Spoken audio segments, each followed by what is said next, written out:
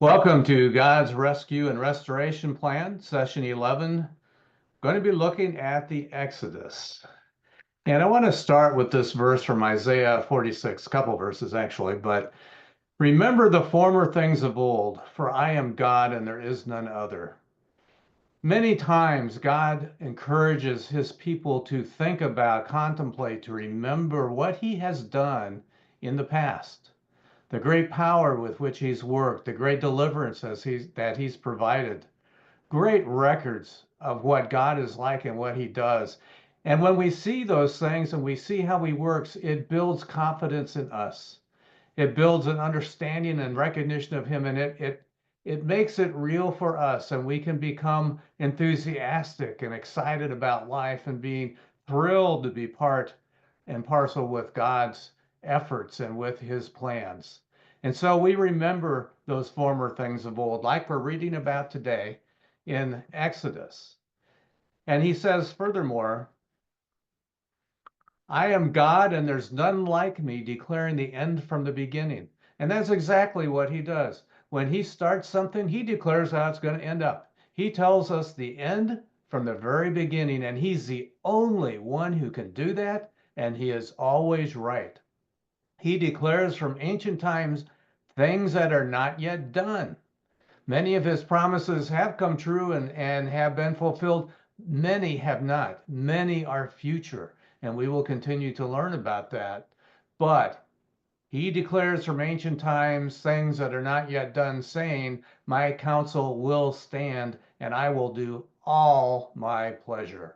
So that's what this series is about, learning what all those things are, how they refer to us, how they apply to us in our lives, and we'll be much more knowledgeable and excited about what's happening. So wanted to start with that. This is where we left off the last session in Exodus, excuse me, chapter 6, verse 10. Yahweh spoke to Moses saying, go speak to Pharaoh, king of Egypt, that he let the children of Israel go out of his land. Let my people go. That was the challenge. That's what you're to do, Moses and Aaron. So let's go do it. And that's what we're going to start looking at. And we're going to start with the plagues. Chapters 7 through 11 go through the 10 plagues that happened that ultimately caused Pharaoh to relent. And just to summarize what they were, the first one was changing the water to blood down at the Nile, but it wasn't just the Nile River that changed it. It was all the rivers through the land and the reservoirs and the lakes, the ponds, the vessels that held water, wooden or otherwise. All across the land, the water turned blood. That's a big deal. Um, but it didn't change his mind ultimately. Then next came the frogs, and they covered the whole land. It was so thick. They showed up in their ovens and in their cooking utensils. They were in their beds. They were all over the place. And it says in chapter 8, verse 14, that when it was over and ceased and they died, it says, then they piled them up in heaps upon heaps, and the land stank. There were just so many of them, but it didn't change his mind. Then came the gnats. And this was the first one, the first plague that the magicians could not duplicate. They were able to duplicate the blood into water, or the water to blood rather, as well as frogs, but they could not bring gnats. And so now a distinction is drawing between the gods of the magicians and Pharaoh versus Yahweh. There is a distinction of ability and capabilities. Then came mixture of insects. And in this one, it specifically said that Goshen, which is where Israel was, the people of Israel were in Goshen, the land of Goshen, which is part of Egypt. They were not affected by this one. They didn't have the mixture of insects in Goshen. Everyone else did, but not them. So it made a clear distinction that God was with Israel. Number 5, the death of livestock all over the land, but Israel was unaffected. Then came boils, and those are nasty. I used to get those when I was a child and wouldn't wish that on anyone, but there they were, real problems with that. Next one was hail, and Moses and Aaron gave the warning from God, everybody get inside. Don't take this lightly. Get inside, get your livestock inside, because if not, you're probably going to get killed. And so those who believed him, which there were many, took shelter, but many didn't, and they paid the price. But again, Goshen was unaffected. Then came the locusts. So many of them had darkened the land, it says, and they ate everything green. Anything that survived the hail plant-wise, the locusts got. You just think how devastated that would look. I can remember many times seeing pictures of communities where tornadoes came through and it just rips off all the leaves, all the vegetation. It looks like it's so barren and devoid of life. But just think of this, that everything has been wiped out from these plagues, the hail, the locusts. Didn't change its mind. So the next was darkness, darkness that can be felt. It was total for 3 days. They couldn't even see each other. It was so dark. Could see nobody except Israel had light. And then the last one, death of the firstborn of both people and livestock. And that was the one that ultimately led to Pharaoh letting Israel go. So we'll pick up the record in chapter 12 of Exodus.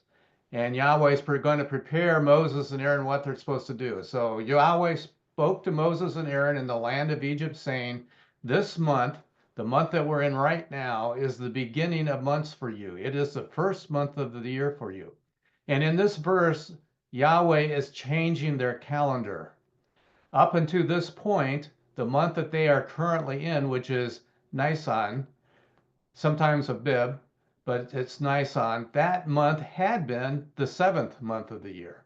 Now it's going to be the first year of the month. That means the year starts with this month. In our calendar, our year starts with the month of January. But in this calendar, their month starts with Nisan, and that month generally starts in our April. That's typically when it happens.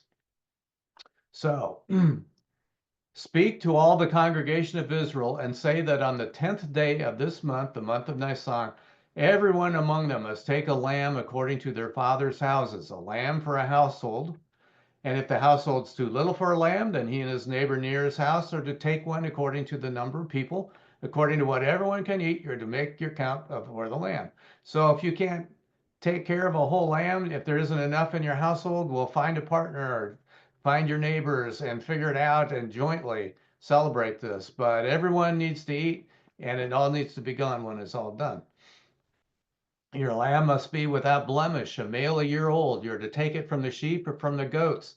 And this is prophesying, it is setting up the groundwork for what Christ is going to do when his time comes many years later. But this is establishing the pattern of what he must do and what needs to be done, and it's really incredible. We'll spend time with this in future sessions and see how that relates. But it's a lamb without blemish, and Jesus was God's Passover lamb. And you're to keep it safe until the 14th day. So you pick it, select it on the 10th day. The 14th day of the same month, the whole assembly of the congregation of Israel is to kill it in the evening. So the sheep, the lamb is picked on the 10th, is kept safe until the 14th, and on the 14th, it's killed so that it can be eaten at the Feast of Passover, which will happen after sunset. They must take some of the blood and put it on the 2 doorposts and on the lintel of the houses in which they will eat. So take some of the blood of that lamb and put it on your doorframe.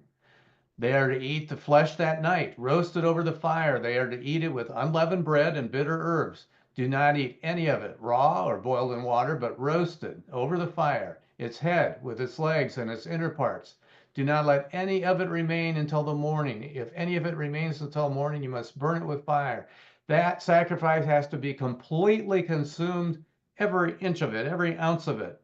Just like Jesus was all in when he sacrificed himself, completely in, completely died, gave everything he had in that sacrifice.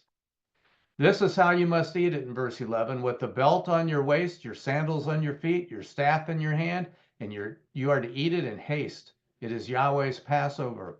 For I will go through the land of Egypt on that night, and will strike down all the firstborn in the land of Egypt, both man and animal, and against all the gods of Egypt I will execute judgments. I am Yahweh. The blood will be a sign for you on the houses where you are. And when I see the blood, I'll pass over you, and no plague will be upon you to destroy you when I strike the land of Egypt. Saved by the blood. Does that sound familiar? This day will be a memorial for you, and you are to celebrate it as a feast to Yahweh throughout your generations. You are to celebrate it as a feast, as a lasting ordinance. And now, verse 15, 7 days you must eat unleavened bread. Already the first day you must remove any yeast from your house, for whoever eats unleavened bread from the first day until the seventh day, that soul will be cut off from Israel.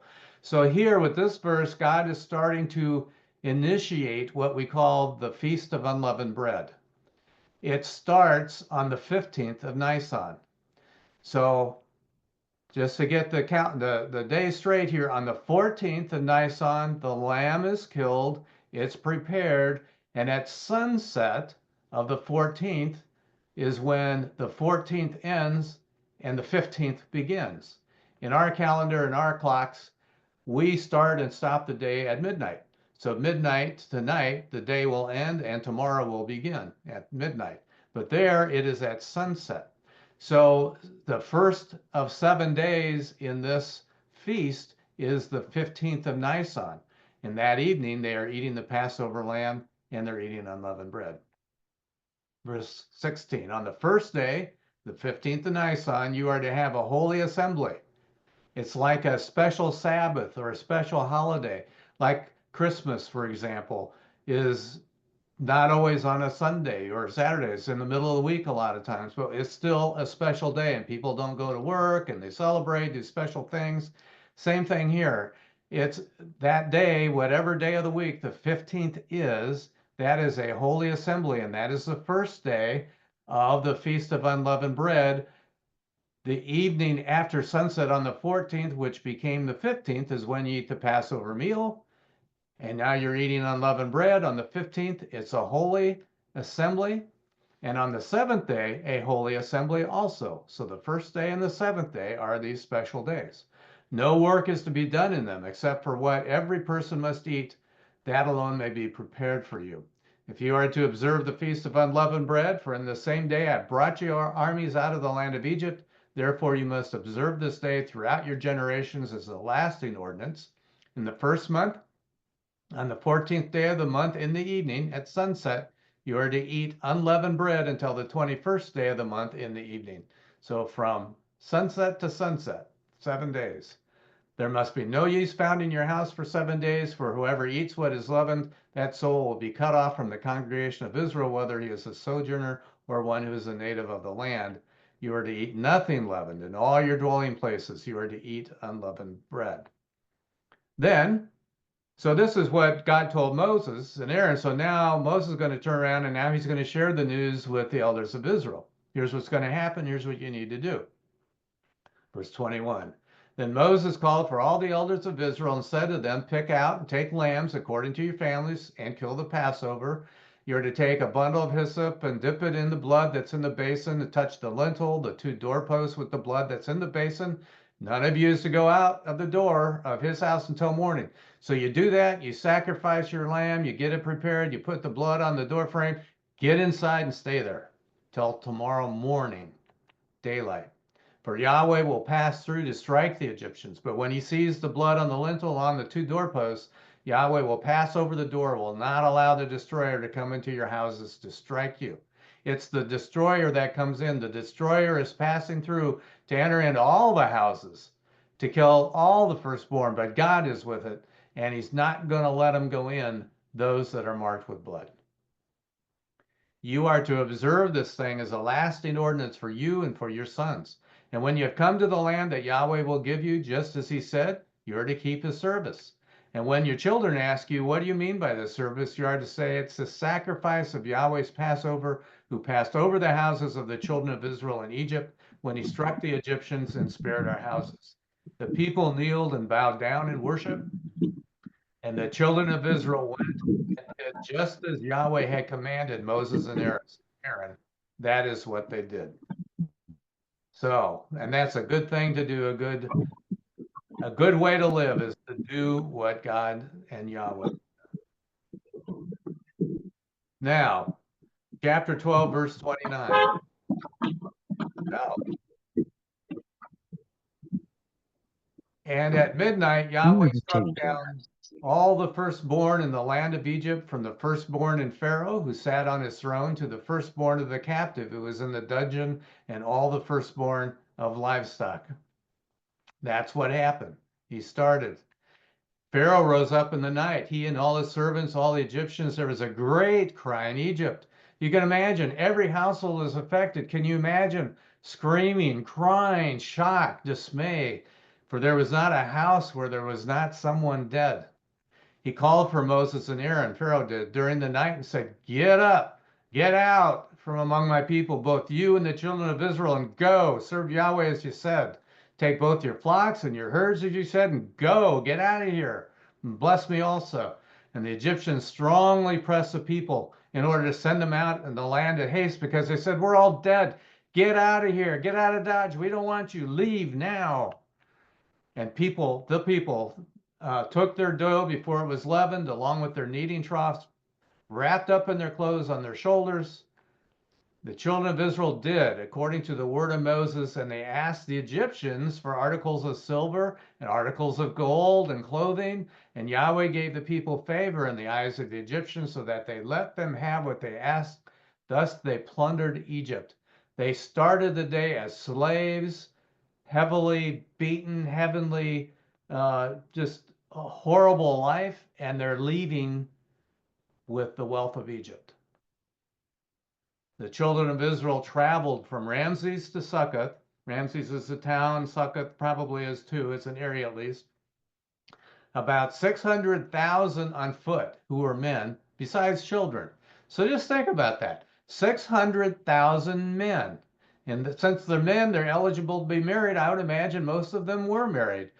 What do you want to say? 500,000 married? So each one has one. So now 600,000 men, 500,000 wives. So now we're at 1.1 million people, but there are children too. Just think of that. All ages, from elderly to small to infants.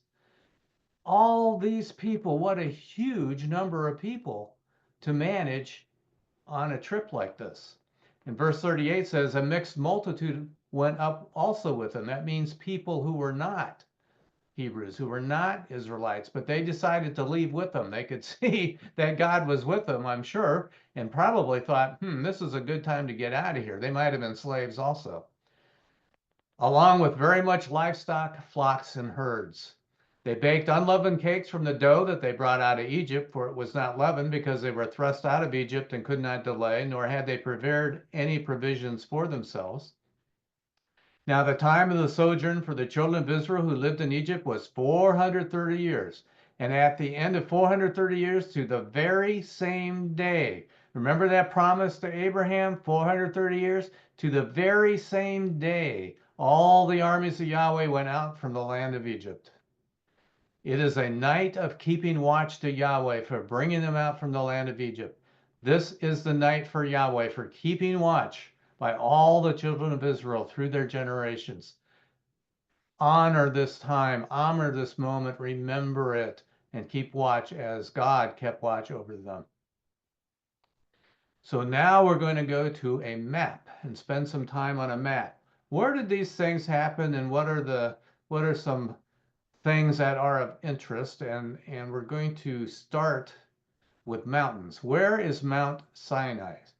The mountain of God. Where is that? Well, tradition puts it right there. I guess I should get our bearings here first. This is the Sinai Peninsula. So this area over here is Egypt. It's more than what the map shows, but that's Egypt. And you can see right here is Goshen. That's where Israel lived, that part of Egypt. Here's the Sinai Peninsula. Now you see two, looks like rabbit ears kind of coming up out of this body of water. This is the very top edge of the Red Sea, the main body of the Red Sea. And this is the Gulf of Aqaba, and this is the Gulf of Suez. So they extend up way up into this area. And biblical people would call these gulfs still, they would still refer to it as the Red Sea. To them, they didn't make that distinction. It was part of this big body of water down here. It just extended up this way, extended up that way. So for them, it's still the Red Sea, and that's how they would refer to it. Um, there is the traditional mountain. I used a triangle because that looked like a mountain to me. But anyway, it's right there. This solid blue line is their traditional path. That tradition says, and the scholars, the traditional ones anyway, say that the trip of Israel took as they started their journey and continued in it. Now, there is another mountain to choose from. There's another one over here, Jabal Allah's, and it's over here. And we'll talk about that in a minute. Here's another one, Jebel Sinbishar, and another one over here, Hashem el Tarif. So those are the four basic mountains that I want to talk about anyway. And we're going to talk some more about them and see if we can rule any of them out. At least, now, I got to say this. Nobody, and I mean nobody, knows for sure where all these things are. We know where mountains are. We just don't know which one is the right one. And we know we're going to see that there's cities that are referred to in their travels and locations. They all have question marks off of them because they haven't been discovered yet. But based on all the information that is known and the manuscripts and whatnot, and how people traveled and just a lot of things, the timing of the record, it can figure a lot of things out, but there isn't tremendous certainty about any of this. So there's huge debates. But we're going to use some logic, and I'll give you my take on this, okay, as we talk through this. So we're looking at mountains. And first of all, I'm going to point out where Midian is. You can see it here in the circle. Now, Midian is not just that. Midian is this whole region. All around here is Midian. Where exactly it is, who knows? It's more like a territory. And in biblical times, they were not precise with boundaries. They were moving all the time. Plus, it was hard to tell where they were and where they weren't. They didn't have signs on them or anything. So whoever controlled the land got to claim it, I think. But it's general. There's no real crisp boundaries here. But it is this area, clearly this area. They know that. That's well known. And you remember, this is where Moses went when he had to flee Egypt after killing the Egyptian. He traveled from Egypt. He had to get away. His life was in jeopardy. He went to Midian, and that's where Jethro was. He got married there, became a shepherd, and he's watching the flock. And from there, he took the flock and he saw the burning bush on the mountain of God, which is the mountain of Sinai. And where would it be? How far could he take his flock? Now, this one and this one clearly are in reach. We don't know exactly where he was in Midian, but he certainly could have gone to this one. That's, in the region. This one also is close. This would be from here to here is probably about 50 miles. From this point on the top of the Gulf to the mountain itself is about 20 miles. So that kind of gives you a frame of reference. But if he was to go way over here, you're talking about a 150-mile trip. And this is parched land. There's no real good sources of water at all through that whole. So to take a flock of sheep in search of grazing, to go 150 miles across a dry, that just doesn't make sense to me. And I don't think there's any way that he would have done that. And so I'm crossing that one out.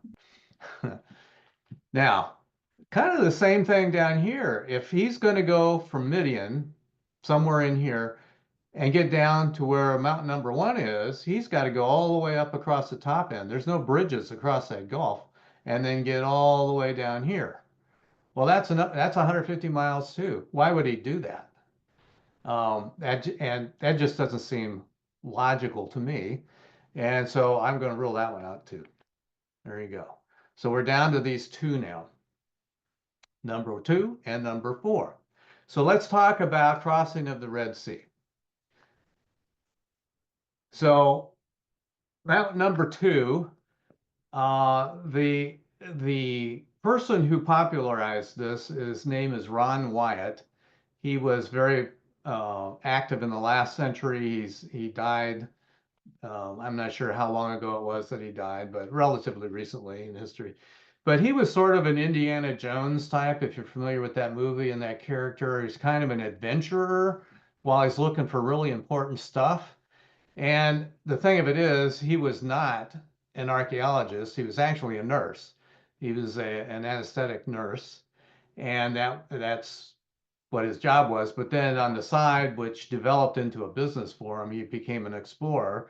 And he got a lot of excitement and buzz around him because he would go after big things. He'd go and try and find Noah's Ark, and he'd go and find the Ark of the Covenant. He'd try and find Mount Sinai. Where did they cross the Red Sea? Stuff like that. A lot of things like that. A lot of buzz. So if you go and look on Google and try and figure out information about where is Mount Sinai, where do they cross the Red Sea, you're going to find him. And I'm going to tell you, take it with a grain of salt. Okay. So part of his pitch for this mountain is that he says, well, they crossed the Red Sea here where this arrow is. And the reason he says that is because, well, they got to get to the mountain. But secondly, there is a beach. This whole shoreline is very mountainous and very rugged. It doesn't have good access points at all, and it's mostly not much shore to even stand on, let alone have 1.5 million people there. But there is one spot that there is, and it's right where that arrow is. Right there is a large beach that easily could accommodate that. So he says, well, it was there, and furthermore, he found that right through here, there's sort of a land bridge underwater, is the way he presented it. So this water, this gulf is extremely deep. It goes as far as 1 mile deep. Its average depth is a 1/2 mile deep. It's a really deep Gulf. And the sides of it, the shoreline drops immediately. It's like a cliff. If you're at the bottom of this and walked along, you'd think you were walking through the Grand Canyon or something. It's just sheer cliffs on both sides, really hard to navigate down if it was dry, which it isn't. It's filled with water. Well, this land bridge he was talking about, and the way Princess says, well, God brought the wind and it cleared out the water and they could cross on this land bridge. Well, that land bridge is like 500 feet below the water, at least that, and maybe more like 800 maybe. And it's really rough, and you got to climb down a cliff to get to where it's more level, and then it's very difficult to navigate. And then you got to climb up a cliff on the other side. I don't see 1.5 million people, including elderly and children, doing that, first of all, certainly not quickly. And there is no way that Egyptians could drive chariots over it. There's no way. They go over off the edge and crash. It's not a road. It's not that kind of an entrance or exit. So I'm ruling that out. There is no way that happened there.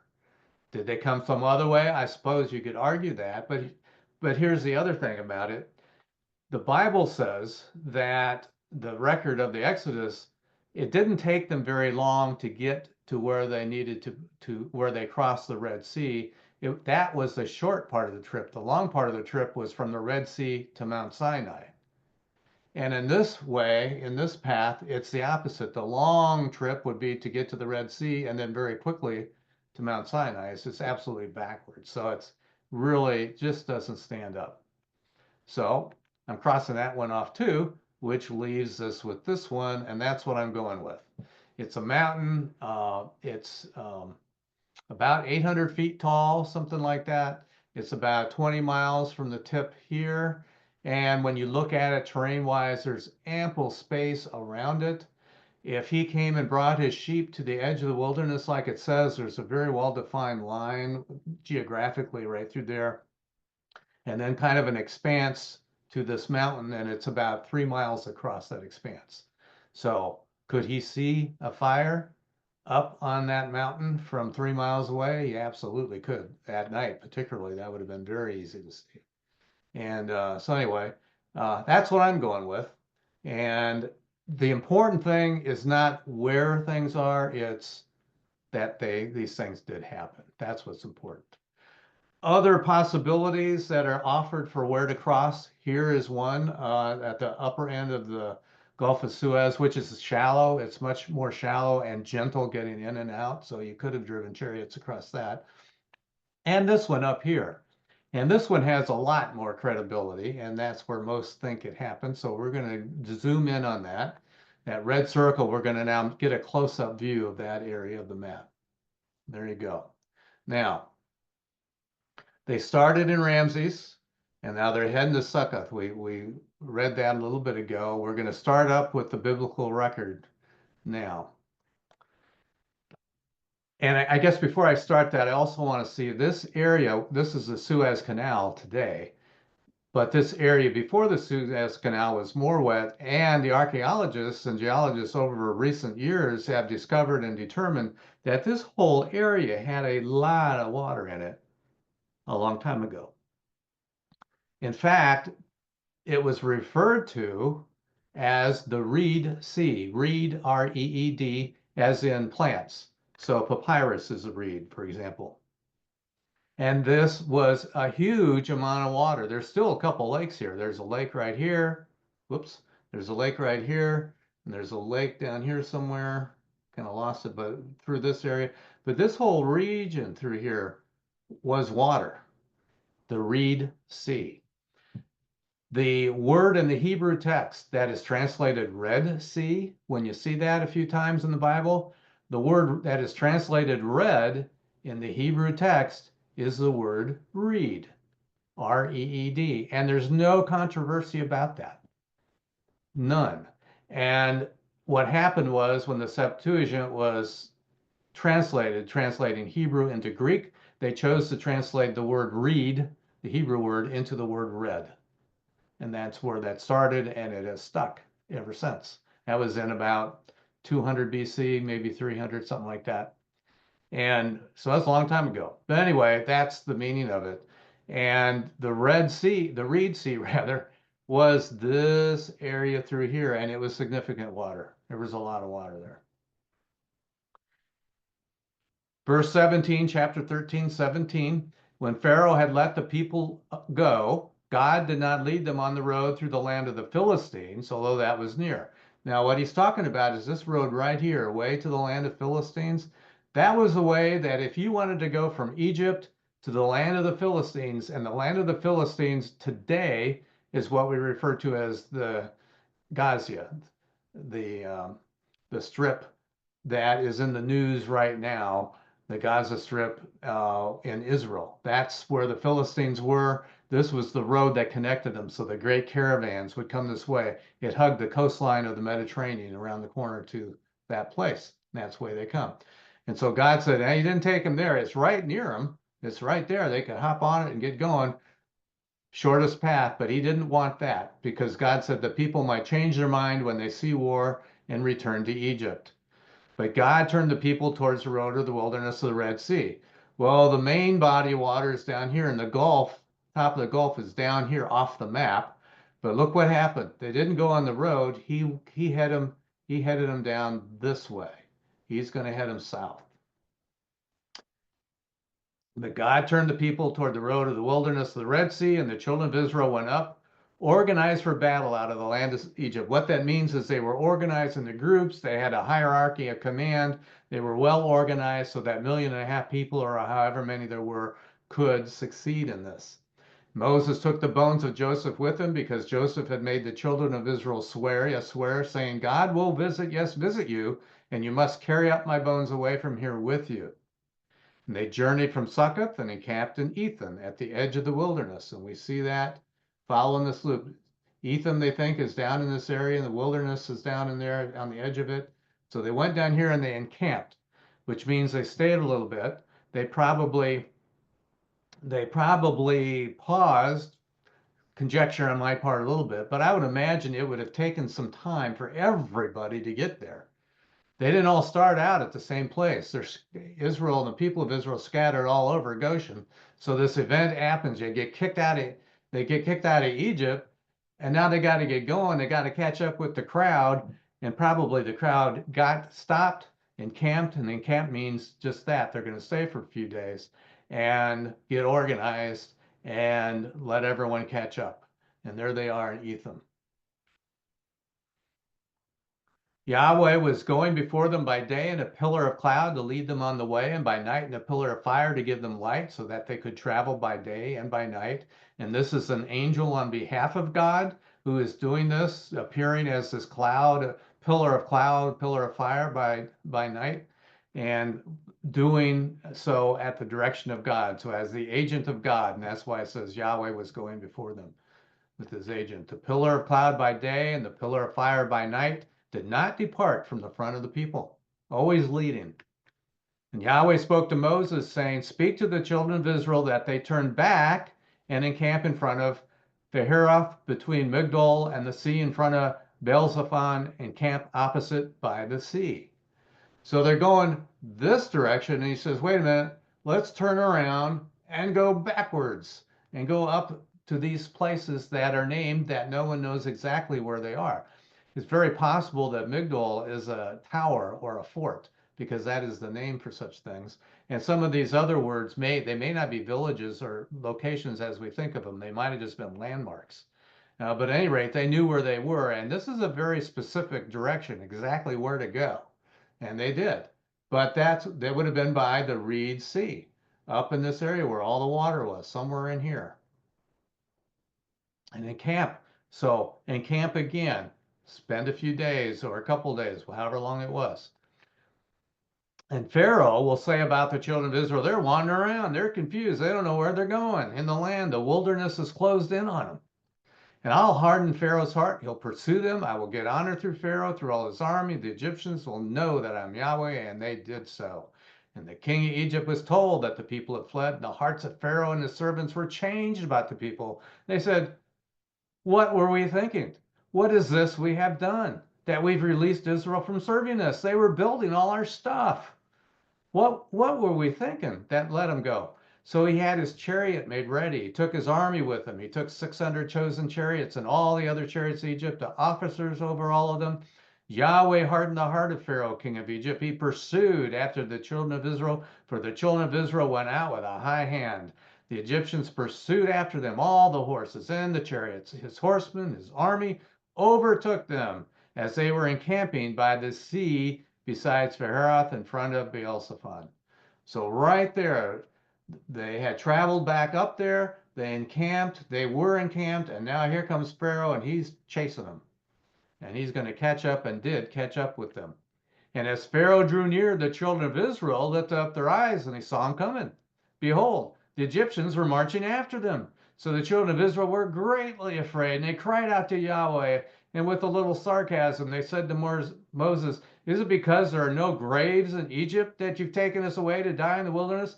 Not enough places to bury us in Egypt, so you take us out here in the wilderness so we could get killed and buried out here? Is that what you're doing? What is this that you're done to us, bringing us out of Egypt? We told you this is what's going to happen. Isn't this a word that we spoke to you in Egypt, saying, leave us alone so that we can serve the Egyptians? For it would have been better for us to serve the Egyptians than for us to die in the wilderness. Wow. Just think of that, 1.5 million people thinking like that. But Moses said to the people, do not be afraid. Stand still and see the salvation of Yahweh, what that he will do for you today. For the Egyptians whom you have seen today, you will never see again.